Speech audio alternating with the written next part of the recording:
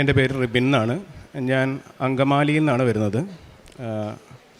ഞാൻ 2002 മുതൽ health care ഫീൽഡിൽ വർക്ക് ചെയ്യുന്ന ഒരാളാണ്. ഞാൻ ബേസിക്കലി ഒരു നേഴ്സായിരുന്നു.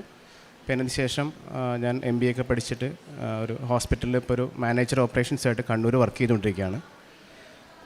ഞാൻ ഇവിടെ വരാനുണ്ടായ കാരണം 2018 എൻ്റെ ഭാര്യയ്ക്കും സഹോദരിക്കും വിദേശത്തേക്ക് പോകാനായിട്ട്, അതായത് കുവൈറ്റിലേക്ക് പോകാനായിട്ട് അരിഫ്ജാൻ എന്ന് പറഞ്ഞ സ്ഥലത്തേക്ക്, അവിടെ മിലിറ്ററി ഹോസ്പിറ്റലിലേക്ക് ഒരു ഓഫർ വന്നു. അവിടത്തേക്ക് പേപ്പർ വർക്കുകളെല്ലാം ശരിയായി. അവസാനം അവർ ഡൽഹിയിൽ നിന്നാണ് ഫ്ലൈറ്റ് ആയിരുന്നത്. 2019 ഫെബ്രുവരി മാസത്തിലായിരുന്നു. ഫെബ്രുവരി 14 ആയിരുന്നു അവർ ഫ്ലൈറ്റ്. ഡൽഹി ഇന്ദിരാഗാന്ധി ഇൻ്റർനാഷണൽ എയർപോർട്ടിൽ നിന്നായിരുന്നു. അവരിവിടെ ഫ്ലൈറ്റ് കയറാൻ ചെല്ലുന്ന ആ സെയിം ഡേയിൽ തന്നെയായിരുന്നു പുൽവാമ ടെററിസ്റ്റ് അറ്റാക്ക് ഉണ്ടായത്. ഉണ്ടായിരുന്നു. അങ്ങനെ ഒരു സംഭവം ഉണ്ടായതുകൊണ്ട്, ഇതൊരു അമേരിക്കൻ മിലിറ്ററി ഹോസ്പിറ്റലായിരുന്നതുകൊണ്ടും ഇന്ത്യയിൽ ഇങ്ങനെ ഒരു ടെററിസ്റ്റ് അറ്റാക്ക് ഉണ്ടായതുകൊണ്ടും അവർ ആ പ്രോഗ്രാം മുഴുവനായിട്ട് ഹോൾഡ് ചെയ്തു. അതായത് ഇപ്പോൾ തൽക്കാലത്തേക്ക് സസ്പെൻഡ് ചെയ്തിരിക്കുമെന്ന് പറഞ്ഞിട്ട് മെസ്സേജ് വന്നു. ഇവർക്കാർക്കും കയറി പോകാൻ സാധിച്ചില്ല. ഇവർ ഭാര്യയും സഹോദരിയും കുറേ വർഷങ്ങളായിട്ട് വിദേശത്ത് പോകാനായിട്ട് നോക്കിക്കൊണ്ടിരിക്കുകയായിരുന്നു. അങ്ങനെ ഇത് തടസ്സങ്ങൾ വന്നപ്പോഴാണ് എൻ്റെ ഒരു റിലേറ്റീവ്, സഹോദരൻ്റെ ഭാര്യ, കസിൻ ബ്രദറിൻ്റെ ഭാര്യയാണ് പറഞ്ഞത് കൃപാസനത്തിൽ പോയിട്ട് ഉടമ്പടി എടുക്കാൻ പറഞ്ഞത്. അങ്ങനെ 2019 ഞാൻ വന്ന് ഇവിടെ ഉടമ്പടി എടുത്തത്, ആദ്യമായിട്ട് ഉടമ്പടി എടുത്തത്. ഉടമ്പടി എടുത്തിട്ട് ആദ്യത്തെ 3-4 മാസക്കാലം ഞാൻ കൃത്യമായിട്ട് ഇവിടെ വരുമായിരുന്നു. അത് കഴിഞ്ഞതിന് ശേഷം കോവിഡ് വന്നു. കോവിഡ് വന്നതിന് ശേഷം പിന്നെ തിരിച്ച് വരാൻ പറ്റിയില്ല. ഞാൻ ജോലി ചെയ്തിരുന്നത് കണ്ണൂരായിരുന്നു. അപ്പോൾ ലോക്ക്ഡൗണും കാര്യങ്ങളായിട്ട് പിന്നെ വരാൻ പറ്റിയില്ല.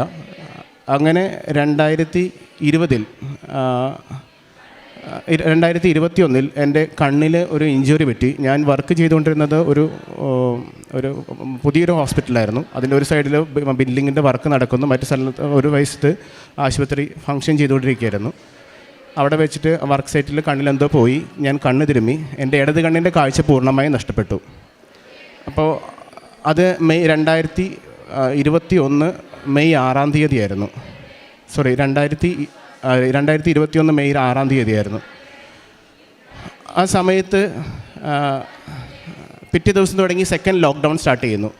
അപ്പോൾ ഞാൻ എമർജൻസി ആയിട്ട് എനിക്ക് വേണ്ട ട്രീറ്റ്മെൻറ്റ് എന്താണെന്ന് അറിയാൻ പാടില്ലാത്തതുകൊണ്ട് തൊട്ടടുത്തുള്ള ആശുപത്രിയിൽ ഒപ്താൽമിക് ഹോസ്പിറ്റലിൽ പോയി കണ്ണിന് ട്രീറ്റ്മെൻറ്റ് എടുത്തു. ഞാൻ അവിടെ നിന്ന് സെയിം ഡേ തന്നെ അവിടെ നിന്ന് കയറി നാട്ടിലോട്ട് വന്നു. 6 മാസക്കാലം ഞാൻ എൻ്റെ കണ്ണ് അടച്ചു കെട്ടി അങ്കമാലി ലിറ്റിൽ വർ ഹോസ്പിറ്റലിൽ ചികിത്സയിലായിരുന്നു. ഇപ്പോഴും എൻ്റെ ഇടത് കണ്ണിന് പകുതി കാഴ്ച മാത്രമേ ഉള്ളൂ, പൂർണ്ണമായി കാഴ്ചയില്ല. അപ്പോൾ ഈ 2019 കോവിഡ് തുടങ്ങിയതിന് ശേഷം എൻ്റെ ഈ ഉടമ്പടി പ്രാർത്ഥനകളെല്ലാം മുടങ്ങിപ്പോയിരുന്നു. ഒന്നും കൃത്യമായിട്ട് എനിക്ക് ചെയ്യാൻ പറ്റിയിട്ടില്ല. പ്രത്യക്ഷീകരണ പ്രാർത്ഥന ചെല്ലുന്നില്ല, ബൈബിൾ വായിക്കുന്നില്ല, എല്ലാം മുടങ്ങിപ്പോയിരുന്നു. അങ്ങനെ 2021 മെയ് മാസത്തിലാണ് ഞാൻ വന്ന് ഇവിടെ വന്നിട്ട് രണ്ടാമത് ഉടമ്പടി പുതുക്കി ഞാൻ വീണ്ടും ഉടമ്പടികളെല്ലാം പ്രാർത്ഥിച്ച്, ആ ക്രമീകരണങ്ങളെല്ലാം പ്രാർത്ഥിച്ച് പ്രാർത്ഥനയിലും ബൈബിൾ വായനയിലും ശ്രദ്ധിക്കാൻ തുടങ്ങുന്നത്. പിന്നെ കുറച്ച് കാലം ഇതേപോലെ തന്നെ മുമ്പോട്ട് പോയി. അത് കഴിഞ്ഞപ്പോൾ സഹോദരിക്ക് മറ്റേ IELTS നോക്കിയിരുന്നെങ്കിലും IELTS പാസ്സായില്ല. അവസാനം കിട്ടിയത് സൗദിയിലേക്ക് പ്രോമെട്രിക്ക് പാസ്സായി സൗദിയിലേക്ക് കയറിപ്പോയി. അപ്പോൾ എൻ്റെ ഒരു ആവശ്യം, ഞാൻ ചെയ്യുന്ന നിയമത്തിൽ ഒരെണ്ണം കഴിഞ്ഞതുകൊണ്ട് ഞാൻ എൻ്റെ പ്രാർത്ഥനകൾ പിന്നെയും വീണ്ടും തുടങ്ങിക്കൊണ്ടിരുന്നു. 2022 ആയപ്പോഴേക്കും എൻ്റെ ഭാര്യയ്ക്കും വിദേശത്തേക്ക് പോകാൻ അവസരമുണ്ടായി. അപ്പോൾ എൻ്റെ പ്രാർത്ഥനകൾ ഒട്ടുമിക്കതും തുടങ്ങിയിരുന്നു. പിന്നെ പഴയതുപോലെ 2019 ശേഷം വന്ന പോലെ പ്രാർത്ഥനകൾ ശ്രദ്ധിക്കാതെ ബൈബിൾ വായന ഇല്ലാതെയായിരുന്നു. അതിനുശേഷം 2022 അവസാന നാളുകളിൽ ഞാൻ 2023 ആദ്യ നാളുകളിൽ ജനുവരി മുതൽ ഞാൻ വീണ്ടും കൃപാസനത്തിൽ വരാൻ തുടങ്ങി, കൂടുതൽ തീക്ഷണമായി പ്രാർത്ഥിക്കാൻ തുടങ്ങി. അതിൻ്റെ ഫലമായിട്ട് എൻ്റെ ഫാമിലിയിൽ എനിക്കും ഞങ്ങളുടെ ഫാമിലി ഒരു കേസിൽ പെട്ട് 2012 മുതൽ കേസിൽ പെട്ടിട്ടുണ്ടായിരുന്നു. എൻ്റെ അപ്പനും അമ്മയും ഞാനും അടങ്ങുന്ന ഒരു 5 പേര് ഒരു കേസിൽ പെട്ടിട്ട് ഇങ്ങനെ കേസ് നടത്തിക്കൊണ്ടിരിക്കുകയായിരുന്നു. അത് 7 കോടതികൾ മാറി കേസ് കുറേ വർഷങ്ങൾ നീണ്ടുപോയി. 11 വർഷങ്ങൾക്ക് ശേഷം ഈ കഴിഞ്ഞ ഒക്ടോബർ 26 അതിൻ്റെ വിധിയായിരുന്നു. ഞാൻ ആകും മാതാവിനോട് പ്രാർത്ഥിച്ചു. അതിൻ്റെ തലേദിവസം ഞാനിവിടെ വന്ന് മാതാവിനോട് പ്രാർത്ഥിച്ചു. എന്നിട്ട് ഞാൻ മാതാവിനോട് പറഞ്ഞ ഒരേ ഒരു കാര്യമുള്ളൂ, ഇവിടെ നടക്കുന്ന അഖണ്ഡ ജപമാലയിൽ എനിക്ക് പങ്കെടുക്കണം. അതിന് ഈ കേസ് തീർത്തിട്ട് വേണം എനിക്ക് പങ്കെടുക്കാനായിട്ട്. ഇനി ഈ കേസായിട്ട് ഞാനിവിടെ വന്നു കഴിഞ്ഞാൽ എൻ്റെ വിശ്വാസമായിട്ട് മുമ്പോട്ട് പോകില്ല. ഇനി ഞാൻ 11 വർഷമായിട്ട് കൊണ്ടു നടക്കുന്ന എൻ്റെ കുടുംബത്തിൻ്റെ ബാധ്യത ഉണ്ടായിരിക്കുന്ന കേസാണ്. കാരണം ഇതുമൂലം എനിക്കുള്ള വിദേശ യാത്രകൾ എല്ലാം പ്രശ്നമായിരുന്നു. നല്ലൊരു ജോലി കിട്ടുക ഇതെല്ലാം പ്രശ്നമായിരുന്നു. കാരണം എല്ലായിടത്തും PCC ക്ലിയറൻസ് സർട്ടിഫിക്കറ്റ് ചോദിക്കും. എനിക്ക് PCC ക്ലിയറൻസ്, എനിക്കും എൻ്റെ ഫാമിലിക്കും പോലീസ് ക്ലിയറൻസ് സർട്ടിഫിക്കറ്റ് കിട്ടില്ലായിരുന്നു. അത് ഈ 2023 ഒക്ടോബർ 26 കേസ് വിധിയായി. അത് ഞങ്ങൾക്ക് അനുകൂലമായിട്ട് വിധിയായി. അത് 11 വർഷക്കാലം എനിക്കും എൻ്റെ കുടുംബത്തിനുണ്ടായിരുന്നൊരു ഭാരം മാതാവിൻ്റെ സഹായം കൊണ്ട് അത് തീർത്തു തന്നു, അവസാനിപ്പിച്ചു തന്നു. പിന്നെ അതിനിടയ്ക്ക് എൻ്റെ കണ്ണ് വയ്യാതിരുന്ന 2021 സമയങ്ങളിൽ എൻ്റെ കുഞ്ഞിന് 7 മാസം പ്രായമുള്ളപ്പോൾ ഒരു സ്പൈൻ സർജറി ചെയ്യേണ്ടി വന്നു. അന്ന് ഡോക്ടർ പറഞ്ഞത്, അപ്പോൾ അങ്കമാലിയിൽ അപ്പോളോ ഹോസ്പിറ്റലാണ് ചെയ്തത്. ഡോക്ടർ പറഞ്ഞത് കുട്ടിയുടെ സാക്രൽ റീജിയൻ എന്ന് പറയും, അതായത് നമ്മുടെ നട്ടലിന് തൊട്ട് താഴെയുള്ള, ഏറ്റവും താഴെയുള്ള, നമ്മുടെ ഇടുപ്പിലിനും തൊട്ട് മേലെയുള്ള ഭാഗത്ത് ഒരു ചെറിയൊരു ഒരു സിസ്റ്റ് പോലെ വളർന്നിട്ട് അതിൻ്റെ റൂട്ട് സ്പൈനൽ കോഡിലേക്ക് അറ്റാച്ച് ആകാതെ നിൽക്കുന്നു. അറ്റാച്ച് ചെയ്തിട്ടില്ല. പക്ഷേ ഇത് ചെയ്താലും ചിലപ്പോൾ ഭാവിയിലേക്ക് ഒരു മൂത്രം അറിയാതെ പോകാനും ലോവർ ലിംബിലേക്ക് താഴത്തെ കാലുകൾ അനക്കാൻ ബുദ്ധിമുട്ടുണ്ടാകാൻ സാധ്യതയുണ്ട് എന്നാണ് പറഞ്ഞിരുന്നത്. പക്ഷേ ദൈവത്തിൻ്റെ കൃപ കൊണ്ട് സർജറി ചെയ്യുകയും ഇപ്പോൾ 3 വയസ്സായ കുട്ടിക്ക് ഇതുവരെ കുഴപ്പങ്ങളൊന്നും തന്നെയില്ല. കുട്ടിയെ ഞാൻ കൊണ്ടുവന്നിട്ടില്ല. ഞാൻ രാവിലെ തന്നെ പോകുന്നതുകൊണ്ട് കുട്ടീനെ കൊണ്ടുവരാൻ പറ്റിയില്ല. അതുപോലെ തന്നെ എൻ്റെ ഭാര്യയ്ക്ക് ഡെലിവറി കഴിഞ്ഞ സമയത്ത് അങ്കമാലി ലിറ്റിൽ ഹോസ്പിറ്റലായിരുന്നു ഡെലിവറി കഴിഞ്ഞ സമയത്ത് കുറച്ച് നോർമൽ ഡെലിവറി ആയിരുന്നു, കുറച്ച് ബ്ലീഡിങ് ഉണ്ടായിരുന്നു. ബ്ലീഡിങ് വന്നിട്ട് BP ഒക്കെ ഫോളോ ആയി കുറച്ച് ആൾ കൊളാപ്സ് ചെയ്യുന്ന രീതിയിലേക്ക് എത്തിയിരുന്നു. അപ്പോൾ ഇത് കഴിഞ്ഞിട്ട് പിറ്റേ ദിവസമാണ് ഞങ്ങളോട് പറയുന്നത്, ആളുടെ അടുത്ത് മാതാവ് ആളുടെ ബെഡിൻ്റെ അടുത്ത് വന്നിരുന്നിട്ട്, ലേബർ റൂമിൽ ബെഡിൻ്റെ അടുത്ത് വന്നിരുന്നിട്ട് ആളോട് പറഞ്ഞു, നീ പേടിക്കണ്ട, നിനക്ക് ഞാനൊരു ഉണ്ണീനെ തന്നിട്ടുണ്ട് എന്ന് പറഞ്ഞു. എന്നിട്ടാണ് മാതാവ് പോയെന്ന് പറഞ്ഞു. ഇത് പറഞ്ഞുകൊണ്ട് ആൾ കരഞ്ഞുകൊണ്ടാണ് നെക്സ്റ്റ് ഡേയിൽ ഞങ്ങൾക്ക് ലേബർ റൂമിൻ്റെ അകത്തായതുകൊണ്ട് ഞങ്ങളൊന്ന് കാണിച്ചില്ലായിരുന്നു. നെക്സ്റ്റ് ഡേയിലാണ് ഞങ്ങളോട് പറഞ്ഞത് ഈ കാര്യങ്ങളെല്ലാം. ഇതാണ് എനിക്ക് കിട്ടിയ അനുഗ്രഹങ്ങൾ. അതായത് എൻ്റെ ഭാര്യയ്ക്ക് വിദേശത്ത് പോകാനും, ആദ്യമായി ഇപ്പോൾ UK വർക്ക് ചെയ്യുന്നു. കഴിഞ്ഞ 2022 ഒക്ടോബർ തുടങ്ങി ഭാര്യ UK വർക്ക് ചെയ്യുന്നു. എൻ്റെ സഹോദരി സൗദിയിൽ വർക്ക് ചെയ്യുന്നു. എൻ്റെ ഫാമിലിയിൽ ഉണ്ടായിരുന്ന കേസ് മാതാവിൻ്റെ ഞങ്ങൾ സ്ഥിരമായിട്ട് ഇപ്പോൾ ഞാനും എൻ്റെ കുടുംബവും സ്ഥിരമായിട്ട് കൃപാസനത്തിലെ ചൊവ്വാഴ്ചകളിലുള്ള മറ്റേ ഉടമ്പടി പ്രാർത്ഥന കൃത്യമായിട്ട് കാണാറുണ്ട്, ധ്യാനം കൂടാറുണ്ട്, മൊബൈലിൽ കൂടാറുണ്ട്. എല്ലാ മാസം തന്നെ ഇവിടെ വരാറുണ്ട്.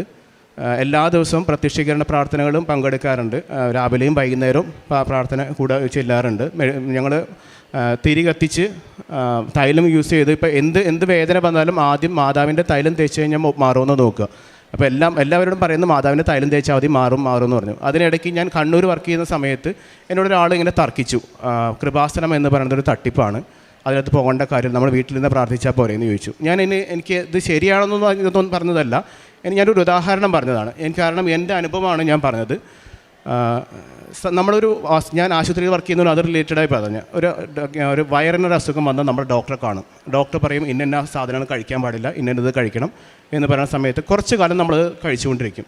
കുറച്ച് കഴിയുമ്പോൾ നമ്മൾ നിർത്തി കഴിയുമ്പോൾ കുറച്ച് കഴിയുമ്പോൾ നമുക്ക് വീണ്ടും ഈ അസുഖം തുടങ്ങും. നമ്മൾ വീണ്ടും ഡോക്ടറെ കാണാൻ ചെല്ലുന്ന സമയത്ത് ഡോക്ടർ പിന്നെയും ഇത് തന്നെയായിരിക്കും പറയുക, നിങ്ങൾ എന്തുകൊണ്ട് അത് കണ്ടിന്യൂ ചെയ്തില്ല. നമ്മൾ ആ ലൈഫ് സ്റ്റൈൽ നമ്മൾ മാറിക്കൊണ്ടിരിക്കും. ഇത് തന്നെയാണ് നമ്മുടെ ഈ ആത്മീയ ജീവിതത്തിലും എനിക്ക് ഫീൽ ചെയ്ത കാര്യം.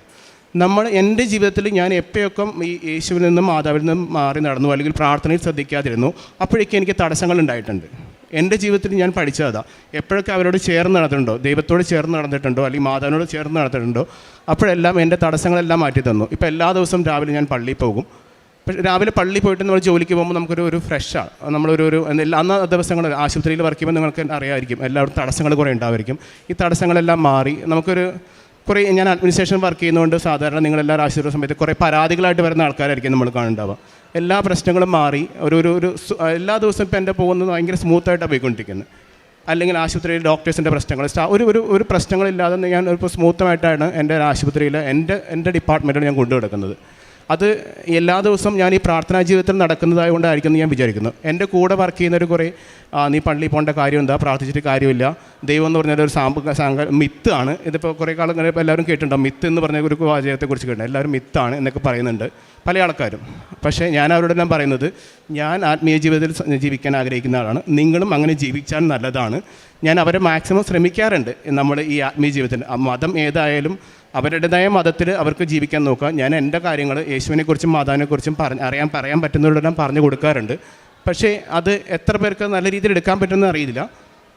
പിന്നെ ഇന്നത്തെ കാലത്ത് മതം പറയുന്നത് ശരിയല്ലാത്തത് കൊണ്ടും ഞാൻ ഒരു ലിമിറ്റ് വിട്ടേ പറയാറില്ല. അപ്പോൾ ഈ വലിയൊരു കാര്യം പറയുകയാണെന്ന് വെച്ചാൽ, ഈ വരുന്ന മറ്റന്നാൾ 17-ാം തീയതി എൻ്റെ ഇടത് കണ്ണിന് കാഴ്ച കുറച്ച് കുറവാണെന്ന് പറഞ്ഞിരുന്നു. അതിൻ്റെ സർജറിയാണ്. ഇവിടെ എറണാകുളത്ത് ഗിരിധർ ഹോസ്പിറ്റലിൽ വെച്ചിട്ടാണ് സർജറി. ഡോക്ടർ വിനയാണ് സർജറി ചെയ്യുന്നത്. അപ്പോൾ എല്ലാവരുടെയും പ്രാർത്ഥനയിൽ എന്നെയും കൂടി ഓർക്കണമെന്ന് ഞാൻ പ്രാർത്ഥിക്കുന്നു. നമ്മൾ സാക്ഷ്യം വളരെ വ്യക്തമായിട്ട് കേട്ടു. അപ്പം ഈ ഒരു സാക്ഷ്യത്തിൽ അവസാനം ചുരുക്കിയതുപോലെ തന്നെ ഇതൊരു ആത്മീയമായിട്ടൊരു യാത്രയിലെ ഒരു രീതിയാണ്. ഒരു പക്ഷേ മറ്റുള്ള പ്രാർത്ഥന രീതികളിൽ നിന്ന് ഒരു വ്യക്തിയെ പൂർണ്ണമായിട്ടും അപ്സൈഡ് ഡൗൺ മാറ്റുവാനായിട്ട് ഒരു അഭിഷേകമുള്ളൊരു പ്രാർത്ഥന രീതിയാണ് ഉടമ്പടി എന്നുള്ള കാര്യം ഇവിടെ പറയുന്ന സാക്ഷ്യങ്ങൾ മാത്രം കേട്ടാൽ മനസ്സിലാവും. നമ്മൾ കൊടുക്കുന്ന നിയോഗങ്ങൾക്ക് മാത്രമല്ല, ഒരു ജീവിതത്തിൽ ഇപ്പം ഈ ഒരു സാക്ഷ്യത്തിൽ പറയുന്നല്ലോ, രാവിലെ 5:30 തൊട്ട് നമ്മൾ ദൈവത്തെ വിളിച്ച് ആരംഭിക്കുന്ന ഒരു ജീവിതം ആരാധനയും ഉടമ്പടി വസ്തുക്കളൊക്കെ ആയിട്ട് ഒരു ജീവിതത്തിൻ്റെ ഒരു ശൈലിയായിട്ട് മാറുമെന്നുള്ളതാണ് ഏറ്റവും പ്രധാനപ്പെട്ടത്. അപ്പം ജീവിതത്തിലെ ശൈലി എന്ന് പറയുന്നത് ഉടമ്പടി തൈലം തേച്ചു അല്ലെങ്കിൽ കുരിശ് വരച്ച് വിശ്വാസപ്രമാണം ചൊല്ലി എന്നുള്ളതല്ല. നമ്മൾ ആ സമയം ദൈവത്തെ ഓർത്ത് ദൈവത്തിന് പൂർണ്ണമായിട്ട് സമർപ്പിച്ചു മാതാവിന് കാര്യങ്ങളൊക്കെ ഏൽപ്പിച്ചു എന്നുള്ളതാണ് ഏറ്റവും പ്രധാനപ്പെട്ടത്.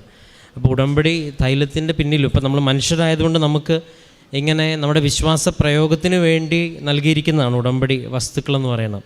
അതിൻ്റെ ഏറ്റവും പ്രധാനപ്പെട്ട നമ്മൾ ആരെ വിളിച്ച് വിശ്വാസപ്രമാണം ചൊല്ലി അത് ചെയ്യുമ്പം പൂർണ്ണമായിട്ടും നമ്മൾ ചെയ്യാൻ പോകുന്ന പ്രവൃത്തികൾ ദൈവത്തിലേക്ക് പരമേൽപ്പിക്കുന്ന വലിയൊരു പ്രാർത്ഥനയുടെ പ്രകടമായിട്ടൊരു ഭാഗമാണ്. ഇതൊരു ക്രിസ്തീയ പശ്ചാത്തലത്തിൽ രൂപകൽപ്പന ചെയ്തതായതുകൊണ്ട് നിങ്ങൾക്കറിയാം, ജ്ഞാനസ്നാനത്തിലും തിരുപ്പട്ടദാന കർമ്മത്തിലുമൊക്കെ നമ്മൾ ഉപയോഗിക്കുന്നതും ഇതുപോലെ തന്നെ കുരിശു വരച്ച് അഭിഷേകം ചെയ്യുന്ന തൈലം തന്നെയാണ്. അപ്പോൾ ഇത് ദൈവത്തിൻ്റെ ഒരു ഇടപെടൽ നിൻ്റെ ജീവിതത്തിൽ ഉണ്ടാവണമെന്നുള്ള പ്രാർത്ഥനയാണത്. അത് ബൈബിളിൻ്റെ പശ്ചാത്തലത്തിൽ നമ്മളത് രൂപകൽപ്പന ചെയ്ത് ഉടമ്പടി തൈലമായിട്ടും ഒരുപക്ഷെ ഇപ്പോഴും രോഗീലേപനം എന്ന ഒരു കൂദാശ പരിക്രമം ചെയ്യുമ്പോഴും എല്ലാം ഇത് തന്നെയാണ് ചെയ്യുന്നത്. കുരിശു വരച്ച് പാപമോചനം നൽകി. അപ്പോൾ ഇങ്ങനൊരു വ്യക്തമായിട്ടൊരു ദൈവകേന്ദ്രീകൃതമായിട്ട് ഒരു ജീവിതം ഒരാൾ ആരംഭിച്ച് തുടങ്ങുമ്പം അപ്പം ഒരു ബോധ്യപ്പെടലിൻ്റെ ഭാഗമായിട്ട് അവർക്ക് അനുഭവം ഉണ്ടാവും. അതാണ് ഈ ഒരു യാത്ര. ഇപ്പം മർക്കോസിൻ്റെ 16:20 പറയുന്നത് പോലെ സത്യവചനം പ്രഘോഷിക്കുന്നിടത്ത് കർത്താവ് അടയാളങ്ങൾ കൊണ്ട് അത് സ്ഥിരീകരിക്കും. അപ്പോൾ ഈശോയുടെ അപ്പോസ്തലന്മാർ പ്രസംഗിക്കുന്ന സമയത്തുമൊക്കെ ഒരുപാട് അടയാളങ്ങളിലൂടെ കർത്താവ് അത് സ്ഥിരീകരിക്കും. എന്തിനെന്ന് ചോദിച്ചു കഴിഞ്ഞാൽ, ഈ പറഞ്ഞിരിക്കുന്നത് വിശ്വസിക്കുവാനും രണ്ടാമത് ഈ പറയുന്ന ആൾക്ക് കൂടുതൽ ബോധ്യപ്പെടുവാനുമായിട്ടാണ്. ഒരുപക്ഷെ ഇത് ഈ ഒരു ഉടമ്പടി ജീവിതത്തിൽ അനേകർ സാക്ഷ്യപ്പെടുത്തുന്ന ഒന്നാണിത്. പിന്നെ ഏറ്റവും പ്രധാനപ്പെട്ടത് ഇപ്പോൾ പറയുന്നത് പോലെ വിശ്വാസ ജീവിതത്തിൽ ഇങ്ങനെ ഒരു ആത്മീയമായിട്ട് മുന്നോട്ട് നിൽക്കുമ്പോൾ നമുക്ക് പൂർണ്ണമായിട്ടും എല്ലാവരും ഇതിലേക്ക് കൊണ്ടുവരണമെന്ന് ആഗ്രഹിക്കാം എന്ന് മാത്രമേ ഉള്ളൂ. നമുക്കതിനുള്ള കാര്യങ്ങൾ പറയാം, മാക്സിമം പ്രാർത്ഥിക്കാം. പക്ഷേ ഒരാൾ ഹൃദയത്തിൻ്റെ ആ ഒരു വിശ്വാസത്തിൻ്റെ വാതിൽ തുറക്കാതെ ആർക്കും അതിനൊന്നും ചെയ്യാൻ പറ്റില്ലെന്നുള്ള കാര്യം നമ്മൾ കർത്താവിൻ്റെ ജീവിതത്തിൽ നിന്ന് തന്നെ പഠിക്കണതാണ്. കർത്താവ് പച്ച മനുഷ്യനായിട്ട് ഈ ലോകത്ത് വചനം പ്രഘോഷിക്കുമ്പോഴും ഒരു പറ്റം പേര് കൂടെ നടക്കുമ്പോഴും കർത്താവ് ആരാണെന്നോ കർത്താവ് എന്തിനു വന്നെന്നോ ഒന്നും മനസ്സിലായിരുന്നില്ല. അവസാനം നമ്മൾ കുരിശിയെ നോക്കി പ്രാർത്ഥിക്കുമ്പോഴും ഒരു പറ്റം സമൂഹം അന്നും വിശ്വാസത്തിനെതിരെ തന്നെ പോയിട്ടുണ്ട്. അപ്പം ഇതൊരു വിശ്വാസത്തിൻ്റെ ഒരു യാത്രയിൽ എപ്പോഴും ഒരു പറ്റം സമൂഹം ബോധ്യപ്പെടാതിരിക്കുവാനും വിമർശിക്കുവാനും മാത്രം ഉണ്ടാകും. പക്ഷേ നമുക്കവർക്ക് മറുപടി കൊടുക്കേണ്ടത് നമ്മുടെ ബോധ്യത്തിലും അനുഭവത്തിൽ നിന്നാണ്. ഇതെല്ലാം ഒരു അനുഭവമാണല്ലോ. കർത്താവ് എത്ര നല്ലവനെന്ന് അനുഭവിച്ചറിയാൻ 34-ാമത്തെ സങ്കീർത്തനം 8-ാമത്തെ വാക്യത്തിൽ പറയണത് പോലെ ഒരു വിശ്വാസിയും അവിശ്വാസിയും തമ്മിലുള്ള ഒരു ഗ്യാപ്പ് എന്ന് പറയണത് ഒരു ദൈവാനുഭവത്തിൻ്റെ ഒരു ഗ്യാപ്പാണ്. ഉടമ്പടി ചെയ്യുന്നത് വളരെ ചുരുങ്ങിയ ദിവസത്തിനുള്ളിൽ ബൈബിളിൻ്റെ പശ്ചാത്തലത്തിൽ കർത്താവിൻ്റെ മാതൃക സ്വീകരിച്ച് എങ്ങനെയാണോ മാതാവിൻ്റെ കരം പിടിച്ച് ഒരു വ്യക്തിക്ക് ചെയ്യാൻ പറ്റുന്നത് എല്ലാം ചെയ്യാനായിട്ട് നിങ്ങളതൊന്ന് വ്യക്തമായിട്ട് വായിച്ചു നോക്കുമ്പോൾ ബൈബിളില്ലാത്ത ഒന്നും അതിനകത്ത് എഴുതി വെച്ചിട്ടില്ല. അപ്പം അങ്ങനെ ശ്രമിക്കുന്നുള്ളത്. ഇപ്പോൾ ഈ പറയുന്നില്ല ദേവാലയത്തിലേക്ക് പോകാൻ തുടങ്ങി എന്നൊക്കെ പറയുമ്പോൾ അതിനർത്ഥം ദേവാലയത്തിൽ പോയിട്ട് കാര്യമുണ്ടെന്ന്, അല്ലെങ്കിൽ ദേവാലയത്തിൽ പോയാൽ എൻ്റെ ജീവിതത്തിൽ എവിടെയോ ഒരു ദൈവാനുഭവം ലഭിക്കുമെന്നുള്ളൊരു ബോധ്യം ഒരു വ്യക്തിക്ക് ലഭിച്ചു എന്നുള്ളതാണ്. അതാണ് ഈ നടന്ന കാര്യങ്ങളെക്കാളുമൊക്കെ അനുഗ്രഹവും അത്ഭുതവും എന്ന് പറയുന്നത്. അപ്പോൾ ഈ ഒരു വിശ്വാസത്തിൻ്റെ ചൈതന്യത്തിലേക്ക് ഒരു വ്യക്തിയെ എത്തിക്കുന്ന ഈ കാലഘട്ടത്തിൽ നമുക്ക് ലഭ്യമായിരിക്കുന്ന പ്രാർത്ഥനയിലെ ഏറ്റവും ശക്തമായ പ്രാർത്ഥന ഇതാണ്. ഇതൊരു പക്ഷേ ജാതി മതഭേദമന്യേ ആർക്കും ക്രിസ്തുവിനെ സ്വീകരിക്കുവാനായിട്ട്, മാതാവിനെ സ്വീകരിക്കുവാനായിട്ട് താല്പര്യമുള്ള ആർക്കും ഈ ഒരു പ്രാർത്ഥനയിൽ കടന്നു വരുമ്പോൾ ദൈവം ആ വഴി കൺഫേം ചെയ്ത് കൊടുക്കും. അതവർക്ക് പല രീതിയിലാണ്. ഒരു പക്ഷേ ഇവിടെ സാക്ഷ്യം പറയുമ്പോൾ ചിലരുടെ നിയോഗങ്ങളൊന്നും തന്നെ നടന്നിട്ടില്ലെങ്കിലും അവർക്ക് പറയുവാനും അല്ലെങ്കിൽ ബോധ്യപ്പെടുത്തുവാനും ഒരുപാട് കാര്യങ്ങളുണ്ട്. പിന്നെ ഈ ഉടമ്പടി ജീവിതം മുന്നോട്ട് പോകുമ്പോൾ ഇതുപോലെ ഒരുപാട് ബോധ്യപ്പെടുത്തുന്ന ആത്മീയതയുടെ ആഴങ്ങളിലേക്ക് പോകാൻ പറ്റുന്ന നല്ല അനുഭവങ്ങൾ ഉണ്ടാകട്ടെ എന്ന് പ്രാർത്ഥിക്കുന്നു. നമുക്ക് കരങ്ങളടിച്ച് ദൈവത്തിൻ്റെ നാമം മഹത്വപ്പെടുത്താം. അത്യപൂർവ ദൈവാനുഭവങ്ങൾ ഇനി നിങ്ങൾക്കും സ്വന്തം. ഈ യൂട്യൂബ് ചാനൽ ഇതുവരെ സബ്സ്ക്രൈബ് ചെയ്തിട്ടില്ലെങ്കിൽ ഇപ്പോൾ തന്നെ സബ്സ്ക്രൈബ് ചെയ്യുക. ഈ വീഡിയോ ഇപ്പോൾ തന്നെ നിങ്ങളുടെ സുഹൃത്തുക്കൾക്ക് ഷെയർ ചെയ്തുകൊണ്ട് കർത്താവിൻ്റെ പ്രേക്ഷിതരാകുക.